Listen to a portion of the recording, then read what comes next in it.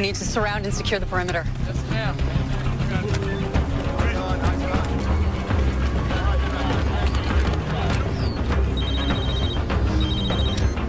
Rossi, JJ, Roberta isn't there to kill Lynch.